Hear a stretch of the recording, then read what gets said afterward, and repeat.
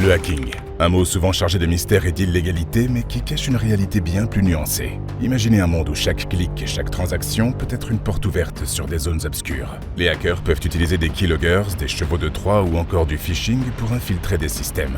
Mais le hacking aujourd'hui n'est plus seulement une simple intrusion. C'est un domaine complexe où l'éthique et l'illégalité s'affrontent dans l'ombre des lignes de code.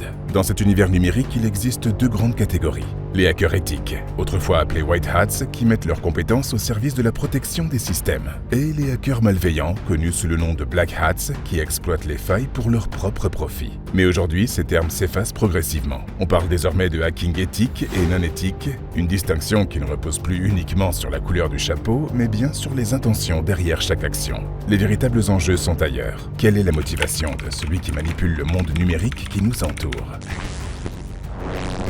C'est là que l'histoire de Florent Curté prend tout son sens. Autrefois, il faisait partie de ceux qu'on qualifierait aujourd'hui de hackers non éthiques. Sa spécialité ? Manipuler des systèmes de paiement pour copier des codes bancaires de riches citoyens américains, puis les encoder sur des cartes vierges. Grâce à des méthodes d'une précision redoutable, il extrayait des informations confidentielles, sans laisser de traces. Avec l'argent volé sur Internet, sa vie prit un tournant radical. Achat de vêtements de luxe sur la place Vendôme et les Champs-Élysées, soirées dans les boîtes de nuit les plus exclusives de Paris.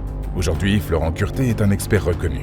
Écrivain, conférencier, il forme des professionnels à la cybersécurité et sensibilise à l'importance de protéger nos systèmes numériques dans un monde où chaque faille peut coûter cher. Car la question reste la même. Êtes-vous prêt à faire face aux menaces invisibles qui se cachent derrière chaque interaction numérique ? Dans ce monde virtuel, nos données sont devenues des trésors invisibles, plus précieuses que l'or.